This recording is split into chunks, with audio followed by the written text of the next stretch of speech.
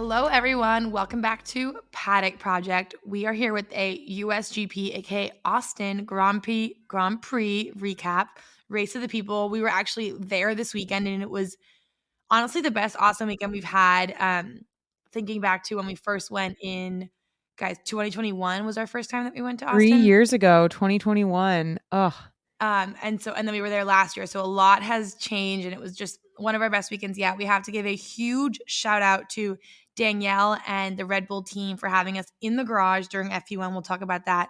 It was unbelievable. So let's just start on how we started the weekend. So first we got the weekend started off with some interviews with Yuki and Liam on Thursday. Of course, this is Liam's first race weekend with a full-time seat. So we could definitely sense that. He definitely felt like he was under pressure. There was a lot of anticipation there, but really awesome to talk to him again. And then Yuki was an absolute delight. We were huge fans and how he had such good energy is honestly hilarious. We were cracking up.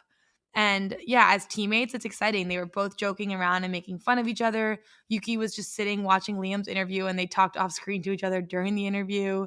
At one point, Yuki crawled under the table to avoid walking through our camera shot. He was very agile and he was also really good at soccer. He was juggling and stuff. But what did you guys think? What stood out most from chatting with those two? It was so fun. I think definitely echo what you said about Liam feeling like he was pretty locked in and focused because it obviously is such a huge weekend for him and such a huge opportunity that he's been waiting for a really long time. And so you could sense a little bit of that just anticipation and wanting to be super focused and locked in. Yuki, I was saying this to someone, like, I think I've been a little harsh on Yuki in the past sometimes. Sometimes some of it's deserved, some of it's not, but he is sneaking up the rankings of my favorite drivers after that interview. He was so fun. He was so just genuine and down to earth. And I think a lot of these drivers all these drivers just do PR day in, day out. I feel like sometimes it can feel like they're going through the motions and it's not their fault at all. It's exhausting.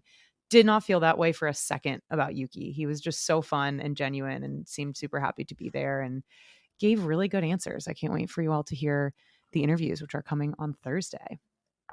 Totally. I completely agree. I'm so excited for everyone to hear. We had a big discussion about Red Bull, not the team, but the actual beverage with Yuki. And again, had such a great personality, sense of humor, was very friendly with us and kind of self-deprecating in a way that I feel like was super genuine, as Tiggy and Chessa was saying, and I feel like was a little rare. You don't see that much. He made a joke that you all hear that he had a big crash at turn 3 because he accidentally drank too much Red Bull, like above his Red Bull tolerance, drank a full can and forgot to brake. Just very, very entertaining, and he had great energy. As you'll hear, his tolerance is half a can of Red Bull. So, Like most of us, we had a Red Bull and my legs were literally shaking. I was like, guys, let's go get food. I'm dying. So let's talk about the events after our interviews on Thursday. So Chessa and I went to the WhatsApp and Push event. So WhatsApp has a partnership with Mercedes F1 team. And we went to the premiere of the Push film, which is Lewis Hamilton's new short film on YouTube.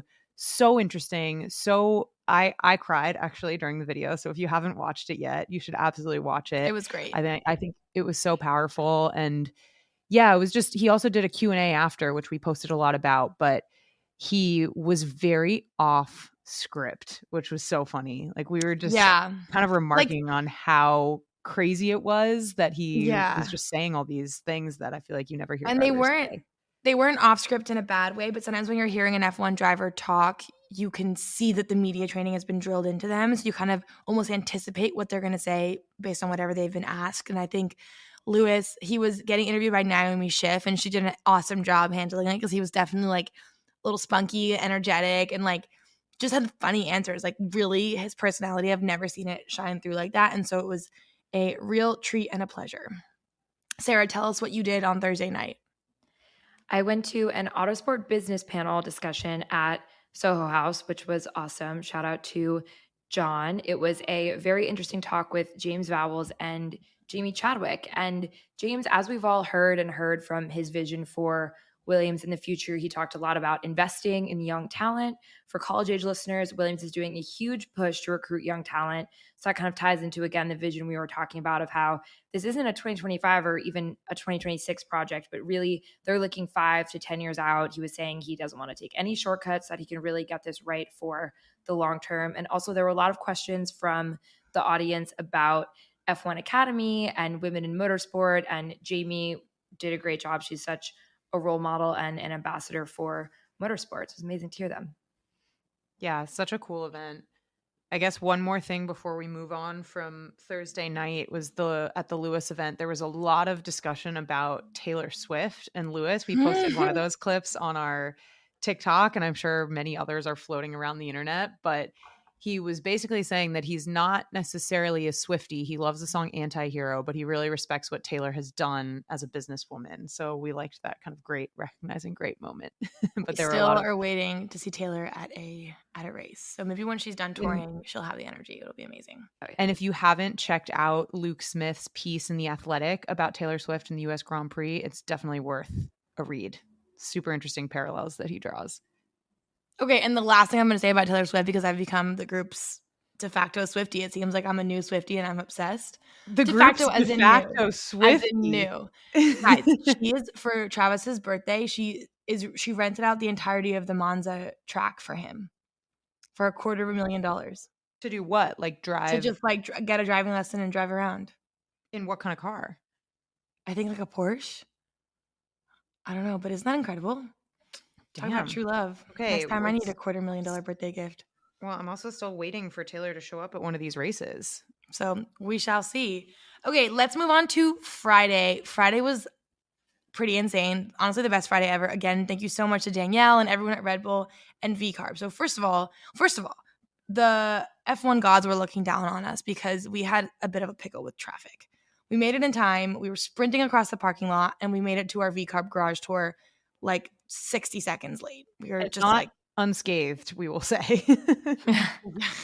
We survived. So we got there and we had an amazing tour guide. We had an amazing group that we were with. The tour guide was super friendly, extremely knowledgeable. The cars were kind of out and getting prepped for FP1. So we got to get up close and personal with Yuki's car. And we got so many fun facts about the steering wheel. I think, Tiggy, you're going to do a reel on this, but it's so cool. But basically, there's a secret way to communicate with the driver. There's a secret way for the driver to communicate with the pit wall. And so instead of pressing the radio button to speak, which of course everyone can hear, including the other teams, drivers will move the tire dial to particular numbers to like send coded messages to the team. And then apparently back at headquarters, VCarb has a team of decoders that try to decode what other teams are doing when the other drivers are moving the tire dial. So very interesting and something that we had never heard of or knew about. And so that was really, really amazing and a good start to the garage tour. That's some, World War II espionage level type stuff happening in F1. I love it. That was an amazing fun fact. And then we got to walk around the paddock a bit, which was so fun. There was a pickleball court set up and lots of activity overall. Drivers were walking around in their race suits, getting to the garage for FP1. Most of them walk really heads down, focus mode, sipping those long, flexible straw water bottles, usually with a media person next to them. But it's interesting seeing even the difference from photos from today in the paddock versus on Friday. On Friday, it really seemed like it was kind of business mode. They go about their business, not really be stopped while they were walking in between. But today it really seemed like they even needed to get security to kind of move from hospitality into the garage. Yeah. It's crazy how these drivers, it's like their work environment and they can't move 2 feet without being mobbed, which is cool for them, but also probably gets old. Okay, but we have to talk about the peak experience of our lives so far. So we got to watch the first part of FP1 in the Red Bull garage. And as we said on Instagram, there were no photos allowed, but we do have so many fun facts and observations to share. So the viewing station is in the back of the garage, right in the center. And I think it's a little different in every garage, but this is how it was for Red Bull. You get headphones that play the feed from both sides of the garage. So you're hearing Max's engineers, Checo's engineers, Max and Checo. You're kind of hearing it all on top of each other, which is super interesting. We were, of course, drinking Red Bulls. They gave us that before we went in, which was fun. And there was just a lot of chatter going on the radio. And most of it was kind of giving the deltas between other drivers, talking about track position in terms of clean air. and then engine mode switching, kind of A lot engineers. of that. Yeah, discussing when to switch to different modes. And Sarah and I stood on the Max side, Chessa, of course, on the Checo side. But we had some really fun observations on the Max side. Sarah, you share what we saw.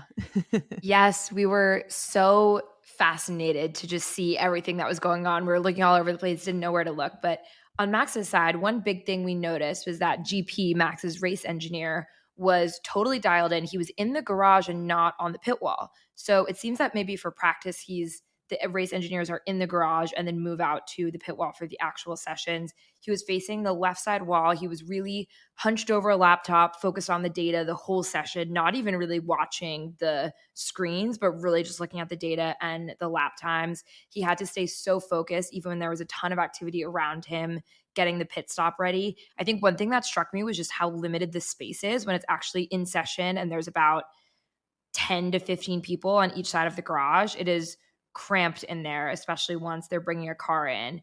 So GP was speaking very frequently. That's another thing that struck me. He was telling Max all of the cars coming up behind or in front of him and giving a countdown. So it'd be something like Hulkenberg passing in 3, 2, 1.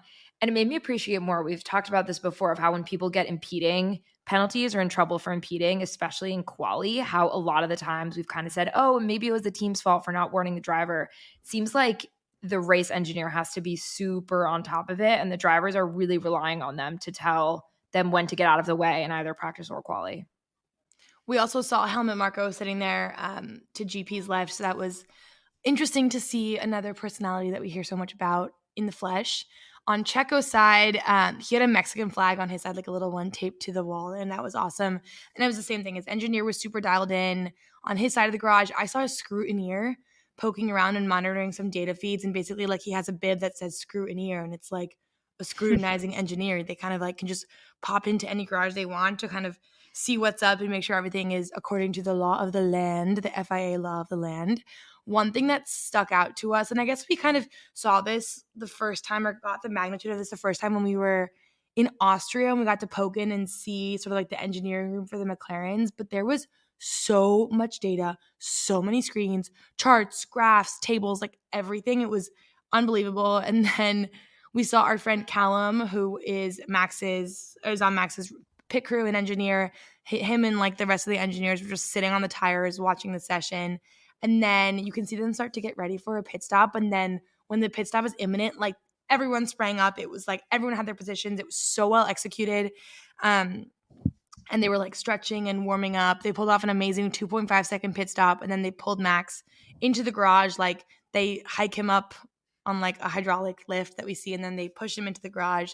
They immediately dropped like a giant bag of dry ice into the cockpit for him. And overall, just an insane experience. Like we walked out of there and like kind of were in silence, went over into a corner in the paddock and like started furiously writing notes because we wanted to make sure we didn't forget everything. It was overall just incredible. Yeah, it was really interesting to me seeing them do practice pit stops during the practice session. Yeah.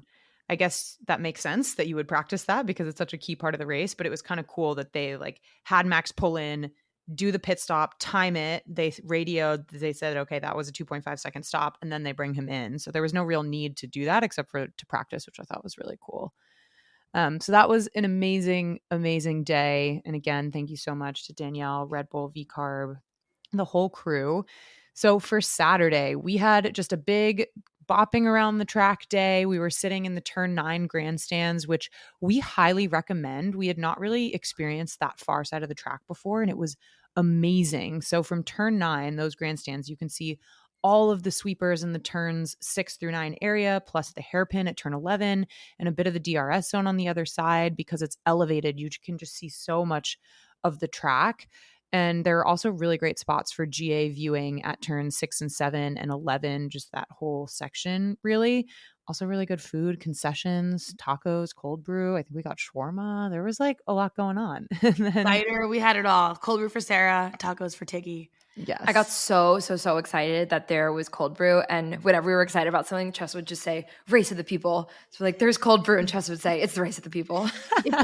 If maybe we should trademark this term, because if people start to say it, I'm going to be like, guys, this was us. This was all us. So wait, I think it is something they actually say.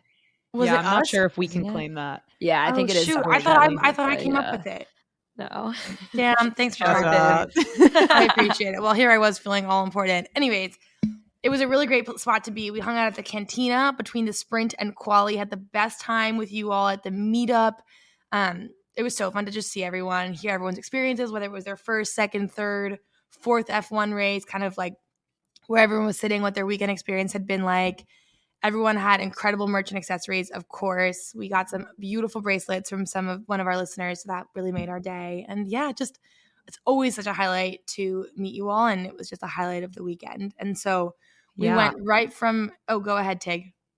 I have to say the fashion at these Grand Prix is incredible. Like the number of shirts that people have that are so interesting and creative and fun. Like someone showed up in a Leo Leclerc, the dog shirt with the pass on it. And they're always just such fun merch and unofficial merch shirts. And so Saturday night, this was crazy. We went to a Clarins event. They were launching their double serum, which they sent us beforehand, and it actually is amazing. This is not sponsored. I just have started to use it, and it's been so nice on the skin. But the theme for this event was black tie Western cowboy. The outfits were iconic. Chessa already wants to use this theme for her future wedding someday, which was amazing. We had a No lot of one steal cowboy hats, cowboy boots, really fun outfits. There was this huge drone show that lit up the skyline. It formed checkered flags. It spelled out Clarins. We were freaking out. We were like, how is this even physically possible? I was so curious how it works technologically, but it was so beautiful right over the Austin City skyline. And then, of course, there were incredible celeb sightings. So Miles Teller and Kaylee were there, Shaun White and Nina Dobrev. It seems like they were just having a great time and enjoyed the drone show. They were kind of dancing, bopping around. On the F1 side of the house, Kelly PK, we met her. She's Max's girlfriend, for those who don't know. She was friendly. She seemed like she was having a good time. She was also looking stunning in an amazing Ralph Lauren Western themed outfit. So it was really fun to talk to her. We were just asking her kind of what her plans were for the race tomorrow, because it was Saturday night, and what other races she's going to throughout the rest of the season. And she loves the Monaco race because that's home. So that was a fun little tidbit. And then Tiffany Cromwell was also there, Valtteri Bottas's girlfriend. So that was just amazing. I think the whole time we were kind of pinching ourselves that we were even invited and there, but it was so fun and so It was cool. Jumping into Sunday and our race recap. Wow. On top of an incredible first few days, this race was just unbelievable. So happy that everyone who's at Coda and braving the heat got to see this. This was kind of one of my favorite races of at least the latter part of the season. I love that we had so much going on. You know that it's a great race when the winner is shown for approximately 90 seconds of the TV coverage. They're joking on F1 TV of, oh, he's getting the Max 2023 treatment of no one even discussing Charles the entire race. So that was very, very interesting to see. I have so many thoughts on the Max Lando battle, but as a Max fan and a Red Bull fan, I was just so happy to see him back in fighting form and showing what he's made of and showing why he is a 3-time world champion and why I think it was quick for a lot of people, Lando, McLaren, everyone, to be kind of expecting that they could just easily be battling back from a 50-point deficit to Max, because he was showing today even when he's not in the best car, he can place the car perfectly corner after corner after corner in a way that drivers like Lando aren't able to. And that is why Max is going to win, and why I do feel I do feel vindicated in the sense that I just felt like it got super overblown of, oh, the drivers' championship is wide open, when it's kind of like it's a 60-point gap to Max Verstappen with 8 races left. Like, I don't know if I get that kind of it's marketing, but I don't know. It always felt like such a stretch to be saying like the championship is wide open. I also think it's like F1 in general. I mean, people get excited about storylines, especially when it's a new storyline. And to be honest, like the momentum has been and was Totally. with McLaren. So I can see why people maybe latched onto that a little bit because it's nice to have some excitement. But yeah, I was so impressed by the absolute masterclass of defense that Max put on, just like putting his car in the right spot, literally by the millimeter, I feel like every single Insane. corner, turn after turn, lap after lap. But in general, what a race. I just feel like this one fires on all cylinders, both for fans and for the drivers and the racing. I will say justice for the Ferrari coverage, which I feel like totally got lost amidst the Max Lando drama, because this was huge for them. It was their first 1-2 since 2006, I think they said, and also just really well executed by the team and by both drivers and with very little drama. I know Chess's hot take was that there was going to be some team orders drama, but I'm selfishly glad that like we didn't have that because I felt like it was such a feel good afternoon for them. Mercedes really had a tough weekend. It was cool to see George go from pit lane to P6, but outside of that, it was just so rough for them. And we'll talk about this, I'm sure, in MVPs, but just legendary rookie drives with both Liam Lawson and Colapinto scoring points and beating their teammates who are both very good drivers. So much excitement. Yeah, I think for me, all of the things that you guys just said, retweet. One thing that was also interesting is this was our first safety car in 10 races, which I think we have taken for granted. So yeah, there was no drama in terms of like amongst the drivers and stuff, but we had a lot of track limits issues. We had a lot of spin outs. So there was a little bit of drama on the driving front, so to speak. And the safety car was definitely interesting and threw a little bit of a wrench in there. And also we saw a lot of 5-second time penalties throughout this race. So it was just exciting on all fronts. But let's get into our MVPs. Tiggy, what did you think? I got to give it to Ferrari. Like I said, justice for them on the coverage, but also they were just on all weekend. The strategy was really good in the race and they were executing the pit stops really well, which, as we've seen with Ferrari, isn't always super consistent. So I was super happy for them. And I think, yeah, the car is looking good. And then Liam Lawson, got to give him a shout out to score points and beat Yuki in his first race with a full-time seat with so much pressure on his shoulders. He just really got out there and got the job done. So I think both of them. Those are great ones. For me, have to say Max, no surprise there. We looked this up because we were wondering about this, but he hasn't, I know the sprint isn't a traditional win, but he hasn't been a first place finisher since Spain in June, which again, in Max terminology of the past couple of years is a That's very eons. long time, right? It is Eons. centuries. So he was even kind of joking about it, like, oh, it feels good to be back a little bit. But it was great to see, just a reminder, which he won't let anyone forget for too long, of why he is so dominant. And again, you're kind of thinking during the race, where is Checo? Like, he's racing in the P6 to P8 territory, and Max is always making himself in the conversation and in podium contention, even when he does not have the fastest car, is at a major disadvantage for various reasons. He was having tire issues. Lando had fresher tires and a faster car, and just Max drove amazingly. So that was great to see. And then to add on to Lawson, Colapinto, the talent from these rookies is unbelievable. It makes me really excited for what we're going to see next year. I hope Colapinto gets a seat. I know I was talking to someone during the meetup, and it must be like, it's exciting for Liam to come in midway through the season. The commentators called them part-timers. So it's exciting for him to be a part-timer coming in, knowing that the seat that he's entering is up for grabs. Whereas for Colapinto, it's so not the case, and it must be like a completely different mental game. But that's my MVPs. Those two rookies. I'm so happy that they were in the points. I do think hopefully, even if Colapinto doesn't get the Sauber/Audi seat, that hopefully at a minimum he'll get a really great reserve driver role and be in a serious conversation for 2026. And see him back in the sport. I see that. It's just tough. I mean, with everything changing so much in 2026, that's another wild card. And I just feel like reserve driver can only be so helpful in terms of training, especially when the regulations are changing so much. But I do hope that he's around. Okay, how about for LVPs? Sarah, what do you have? I have kind of a combo, Lewis and McLaren. Lewis, it was tough to watch, a Q1 exit and a huge off and beach in the gravel during the race, which really was kind of an unforced error. Unforced in the sense that there wasn't contact being made, but potentially forced in the sense that it was very similar to George's accident during quali. It seems like there were some fundamental issues with car handling that they were dealing with. but that was overall super tough to watch. And then for McLaren, we have not talked about this yet, but I think not having Lando give the place back was a huge mistake. He would have at least been able to fight for it in the last couple laps, and it just, I think, left everything off on a really difficult note for Lando and the whole team.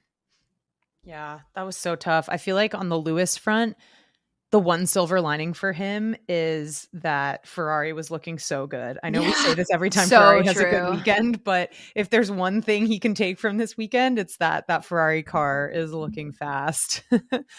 For me, I don't know if I'd go so far as to say it was an LVP, but I always hate to see the old veterans kind of bullying the rookies a little bit. And Yeah, that's So Alonso true. LVP. bullying Lawson to a certain degree and calling, first of all, he called it an AlphaTauri, which, sir, get with It's the hilarious. times. But like calling the AlphaTauri out there a quote idiot, like referring to Lawson, and then they were going toe to toe in the race, which Liam really held his own, and the announcers were super stoked to see him having the guts that he did, fighting a really, really incredible world champion caliber driver. So yeah, I didn't love Alonso's comments about Lawson, but I respect Liam for kind of fighting back on track and just putting it out there. Retweet.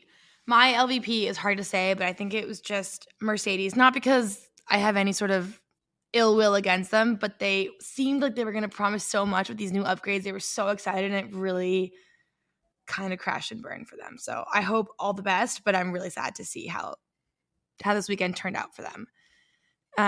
It kind of brings me to my hot take, which crashed and burned harder than any hot take I think I've ever had in my life. I said Lewis would win. Yeah. Your heart was in the right place. Yeah, it was not really there at all weekend. Q1 exit in the DNF. It is actually harder to think how it could be. Harder to get any worse than that. Simply put, you couldn't. Mine was really hot. I had Liam top 5, so I'm gonna take Liam in the points, and the P9 is pretty good, but yeah, did not get that one. I had a Ferrari battle, like team orders. Did not see that, but we had them 1 and 2, so at least they were running together. Kind of. They were 8 seconds apart, but still. So let's jump into the weekend. So for practice, of course, the highlight of FP1 was literally being in the garage, but overall it was actually a pretty exciting session. Lewis had a spin out, and we could hear on the radios that he was really frustrated, couldn't seem to get a good handle on the car, even with their new upgrades. So that was a little bit of foreshadowing. And this was a really important session for Liam.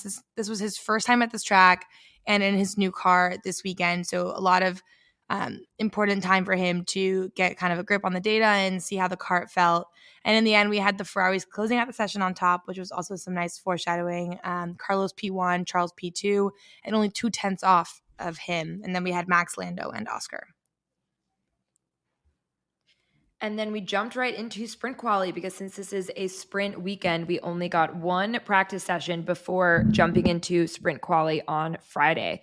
So in Q1, Colapinto solidly beat out Albon here, who had a crazy spin and an awesome recovery. That ended up being a huge storyline, I think, this weekend and recently, is just how incredibly Colapinto has done compared to Albon as a rookie who's never driven the car in race trim and never driven on most of these circuits before. And in Q1, so out we had Piastri, which was a huge shocker. This was due to a time deletion for track limits, and then Ocon, Albon, Bottas, and Joe. So also a big disappointment for Albon. For Q2, this was tough for Liam, who got eliminated, but we love to see him pushing all out.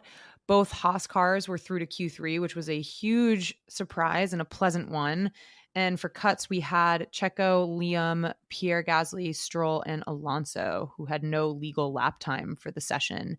And then for Q3, there was a yellow flag at the top of the session for a Colapinto spin.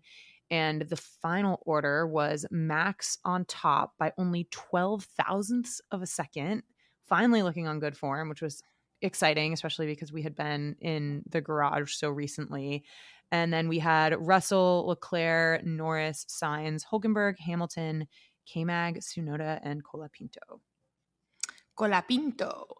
For the sprint, Max had a pretty dominant win here after starting from pole. I think he needed that to get his mojo back, his first win, first quote-unquote win since Spain. in June, which was a big deal for him. Lando had an amazing start, launched from P4 to P2. He did not do that today. We'll talk about that. He looked set for a comfortable P2, but then the big story was Sainz, who had some huge overtakes and ended up passing Lando for P2 with a few laps to go after Lando had a lockup.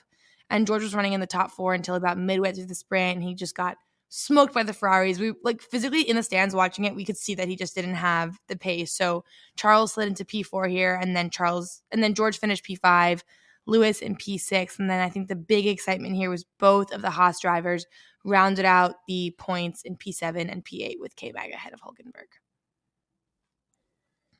And then we had quali on Saturday afternoon. So the really big news of Q1 here, which we talked about, was Lewis getting knocked out with a P19 finish. It was brutal. He had a tough middle sector, could not get a handle on the car. He was so disappointed in the post-race interviews, and it was rare to see him kind of be so dejected and not have kind of that classic trademark Lewis optimism. He said it was just terrible, and he's been so strong at this track before too, so it was tough to watch. I felt bad. I think it was Lawrence Barretto maybe who was interviewing him, and yeah, it was tough. These poor announcers, when drivers have a bad session, have to try and get it out of them, like what happened. And Lewis was just like, I mean, I'm starting P19, mate. Like it wasn't great. I just felt bad for Lawrence Barretto, who was trying to be like, can you tell us anything? Sam, it's a tough job. This person is objectively miserable because they had a horrible quali. And then the first question kind of has to be, tough quali, how are we feeling? What happened? She's like, well. Yeah. For the rest of Q1, we did also see a lot of lap times getting deleted for track limits. That kind of was a theme of the weekend. So out we had Albon, Colapinto, Bottas, Hamilton, and Joe. For Q2, Max stayed pretty much at the top of the timesheets here. The exciting development was Gasly in the Alpine looking quite fast, making it through to Q3, and also K-Mag and the Haas making it through. So out for Q2, we had Yuki, Hulkenberg, Ocon, Stroll, and Liam Lawson. For Q3, a pretty standard quali session until the 11th hour when Russell crashed out right at the end of the session, bringing out the yellow flags and ending the session early. And a lot of drivers weren't able to get their final flying laps in, which was unfortunate, especially for Max, because it looked like he had the pace to secure P1. I think he was purple sector 1, green sector 2, and then he was so close to finishing the lap before this flag got thrown. In the end, we had Lando on pole, followed by Max, Charles, Carlos, Piastri, George, Hamilton, and so on. But Gasly was a highlight right after Hamilton. For the race, overall, some background. Brutally hot, not a single cloud in the sky. I think everyone watching this weekend could get a sense of just how hot it was Saturday and Sunday. On Saturday, we were really feeling the heat and the direct sunlight when there weren't clouds. So the drivers, I just cannot imagine being in a fireproof suit in those conditions. Ugh. Hence the dry ice. Yes. One thing that was a big question mark was this track was repaved this over the course of the past year and has a new surface. So kind of open questions whether it would be a 2-stop or if a 1-stop could be possible. So almost everyone started on mediums except for a few drivers on hards towards the back of the pack. For the start, turn here 1 is absolutely thrilling. It's up a huge incline. So the cars can go 3 wide. The crowd is there watching it, and boy, did this turn 1 deliver. So Lando did get a great launch off the line and entered turn 1 ahead of Max, but pole position's on the outside line here, and so Max was able to get right up on the inside. They both drifted towards the right end of the track, and that allowed – I love when this happens in Formula One. That allowed like the sleeper cells, in this case, the Ferraris, to jump up, and Leclerc zoomed through to P1 on the inside. Carlos slotted into P3, and then Lando dropped to 4th. So Charles and Lando basically just flip-flopped. Lando was complaining on the radio about Max having gone too deep in the corner and running him off, but the stewards did not investigate that. And then meanwhile, towards the back, Albon tapped Ocon and caused him to do a full spin, but it was deemed a racing incident. I think it was minor damage, and both continued onwards. It's always so fun with the starts when your eyes are locked on the first two and then P3 or P4 comes out of nowhere. And it's just like so fun. Hamilton and Lawson also had amazing starts. They were both up 5 places by lap 2, but then This was the tragedy. On lap 7, Lewis had a huge off. Seemingly an unforced error, was beached in the gravel, which caused a full safety car. And like we were mentioning, the first in 10 races since the Canadian Grand Prix. I guess maybe I guess it's I was, you. I know it's me. I was going to say I was at the Montreal race. So sorry, everybody. And sorry, especially to Hamilton. But we had the safety car restart. So Charles waited until super late after turn 19 to launch. And then Max was so close to getting him. But once Charles got out ahead, he got out of DRS range pretty quickly. Liam and Alonso had an iconic battle, as we were saying, after their argument on Saturday. Just really incredible and brave driving from Liam, his first race ever on this circuit, managing multiple overtakes of a world champion. So that was pretty amazing. That was where I think the announcers on F1 TV came up with the part-timer thing, because then Colapinto and Alonso had a battle later on, and they said, oh, it's Alonso versus the part-timers. And Colapinto and Lawson both really held their own and had some big overtakes. And the announcers were making a great point that Alonso is one of the craftiest drivers on the grid and extremely difficult to overtake. That's part of why these rookie performances were just so impressive. A couple other things early on in the race that did not cause as many problems as they could have. Sainz reported that he had no power on corner exits and could smell fuel, and he sounded quite concerned. It seemed like a retirement was imminent.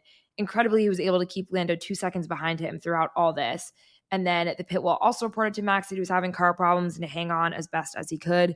They're both able to make it through. Sainz had to do a bit of a self-fix on the steering wheel with some engine modes that they told him, and that seemed to resolve the problem at least enough to get a P2. And our radio of the week was from Max. Well, at least that was fun, which we gotta love his like dry sense of humor. Gotta give it to him. Okay, let's talk about the teams. For McLaren, I think it was a tough race for Lando after losing P1, going into that first turn of the race, falling back into P4. It kind of does, in my mind, it kind of feels like this is something that he always struggles with off the start.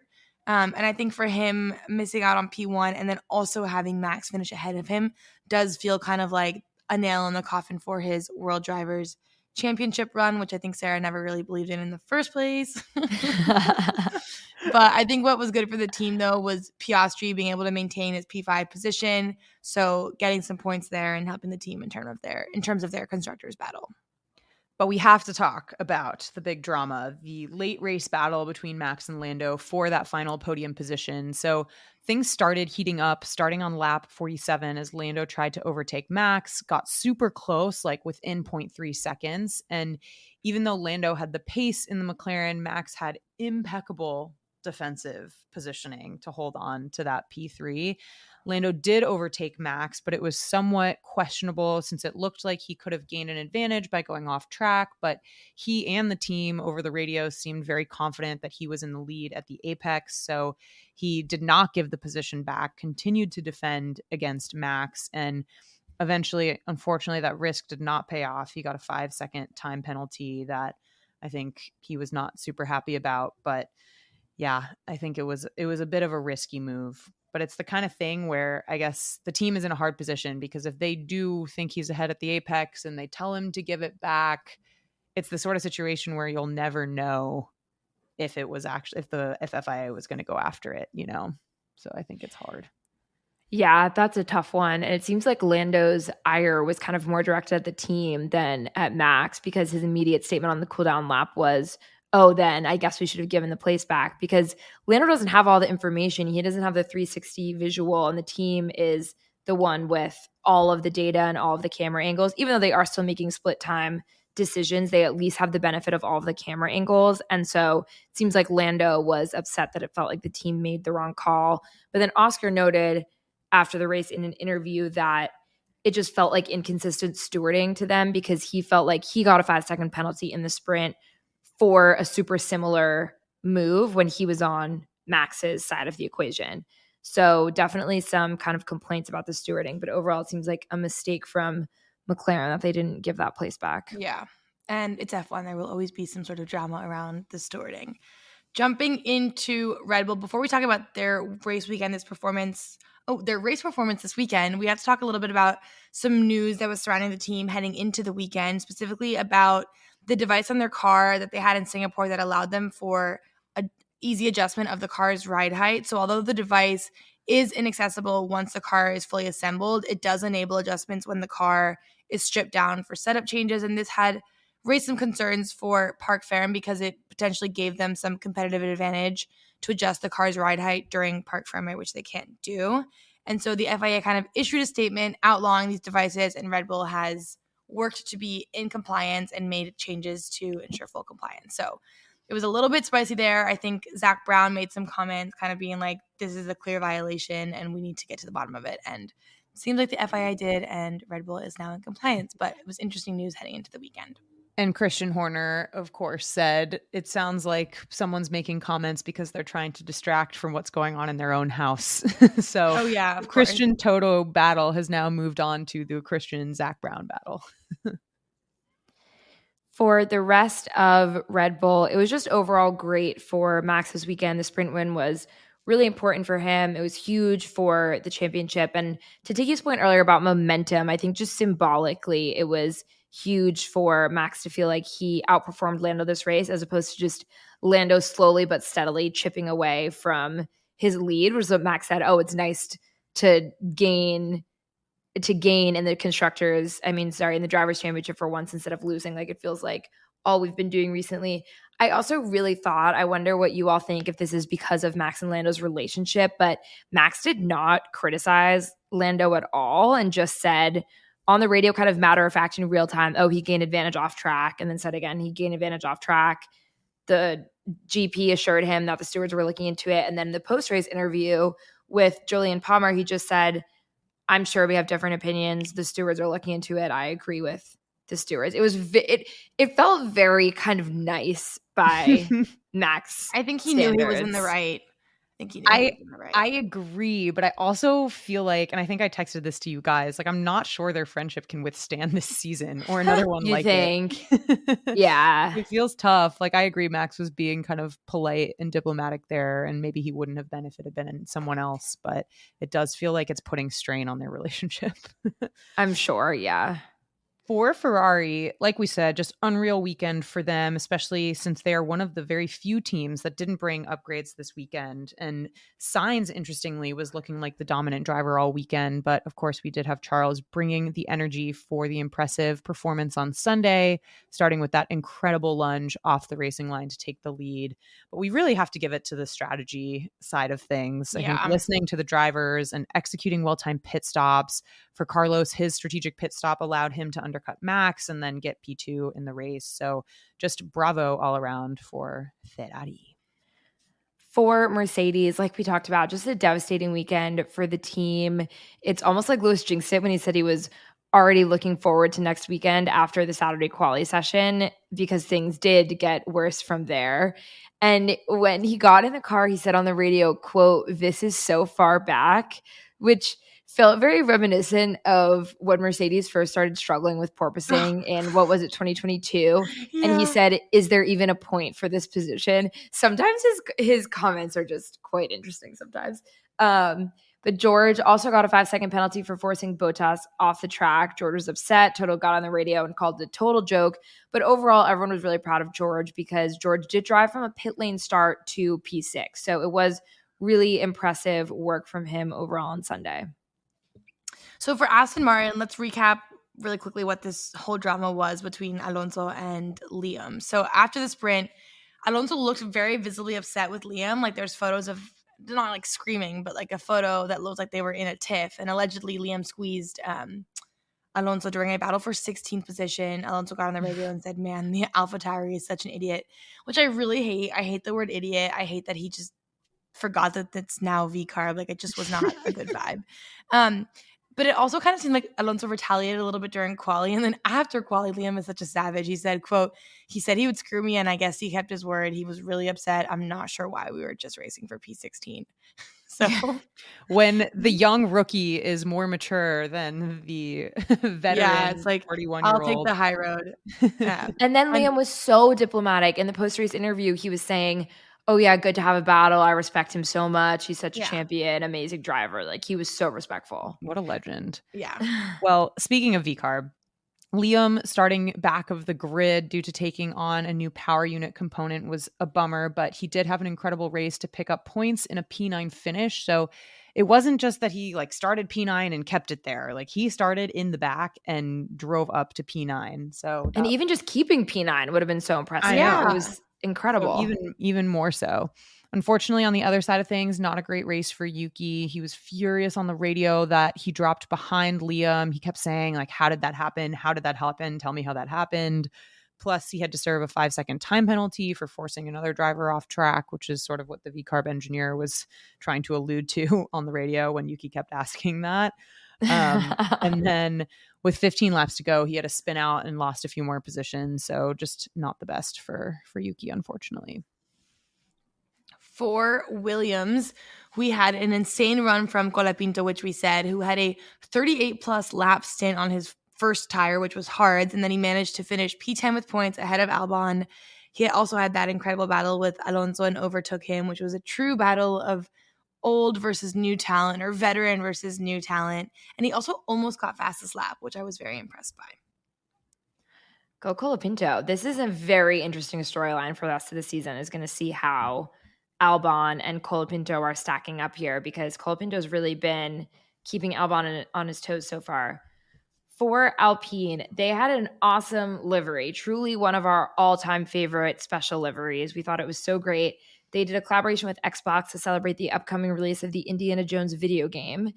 Gasly had an amazing quali and was so excited. It really seemed like it was going to be a top-tier weekend for them, but sadly, he had a very slow stop in the race. I think he also got a penalty. There were kind of cascading issues during the race, which were super unfortunate. So there were no top 10 points for either driver, although interestingly, Ocon did get fastest lap on softs at the end of the race, which is kind of funny. But fly high that fastest lap point next year. Yeah. For the last two teams, Stake Sauber, just unfortunately not a lot to say here. It's the first season that Bottas has yet to score a single point. So I'm really, really hoping for him, especially, that he can change that. And we're still waiting for an announcement on his future. For Haas, we had mixed results here from the drivers. Nico Hülkenberg scored a solid 8th place finish after a good sprint, but that was one of the best for the team at this track ever. So lots to celebrate for Haas here. I guess Toyota is giving them good vibes, so I love that. K-Mag narrowly missed out on points, finishing 11th, but overall Haas looked pretty good this weekend. For standings for the Drivers' Championship, we now have Max extending his lead. He's at 354. Lando's at 297, Charles 275, Oscar 247, and Carlos at 215. So yeah, now there's not a ton of space between close. Charles and Lando. I What do love you it. think? 22 points. That is a one race. That could be a one race swing. Especially for Yeah, no one's even talking about it, and it's half the gap of Lando to Sarah's Max. like, justice for Max. Relax. And to round out constructors, we have McLaren with 544, Red Bull with 504, Ferrari with 496, Mercedes with 344, and Aston Martin with 86. Next question. Ferrari's only 8 points back from Red Bull. Could they take P2 and Red Bull ends up P3 in constructors? For sure. I'm actually shocked to see how close that score is. Wow. Same. Could you imagine Max so excited winning drivers championship and Red Bull coming third? That's all. That, Checo. I would that love would be a nail in the coffin for Checo. No, 100%. Yeah. Wow. I would love to look up stats on when/if that has ever happened, that a team finished third in constructors and had the drivers champion. Yeah. That's so brutal.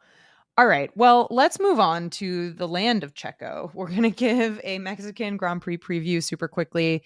Always such a fun race. We were here 2 years ago, had the most insane weekend attending in person, just genuinely one of the most fun tracks, best people, best energy. It's always so fun to go to a race where there's so much hometown driver pride. So super stoked for this. And we were with my dad. Well, I'm Mexican and my dad's Mexican, and he was crying. Like, he was so proud. So the circuit is the Autodromo Hermanos Rodriguez. It's 71 laps, 4.3 kilometers, 2 DRS zones. The final corner is called Peraltada. It's at turn 17. It's very, very fast and scary, even back in the day. So they have made some adjustments, and it's also slightly banked, which means the drivers can go even faster. So look out for that. It's also very high altitude in Mexico City, so some technical adjustments will be made there for the cars. And the iconic section where we sat is Foro del Sol. It's a kind of a series of slow winding turns through the grandstand. It's super cool. It's where Taylor did her concert, in case anyone was wondering. So look out for that as well.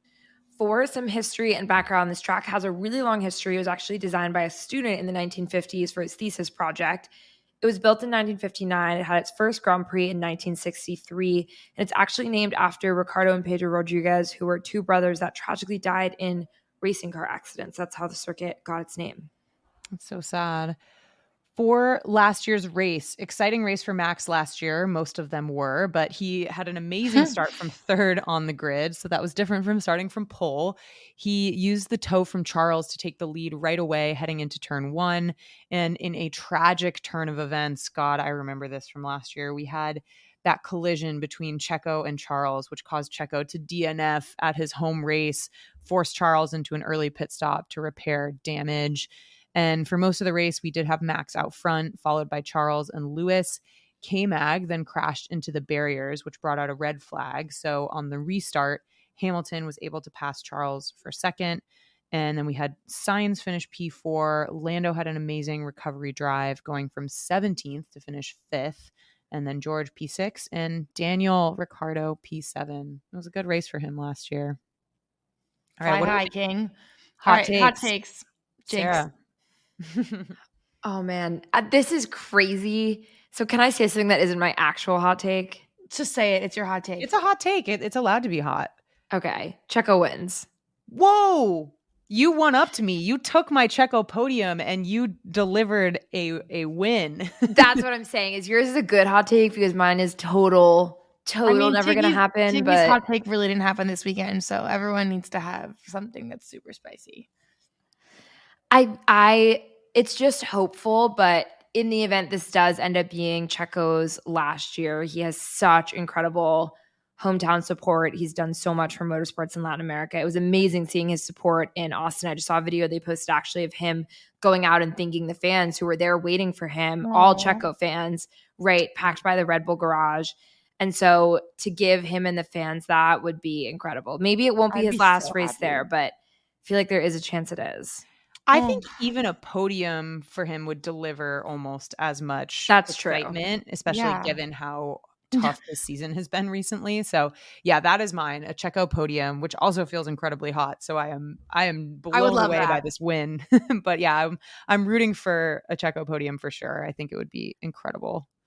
I like that. Mine is a Piastri win because I feel like he was kind of quiet this weekend and in his usual Piastri ways. He was pretty consistent. So I want to see that. I like that. I feel like we need one collective backup since none of these are going to happen. Max win, says Sarah. Well, there we have it. Thank you all for listening, and we'll catch you on the other side of Mexico.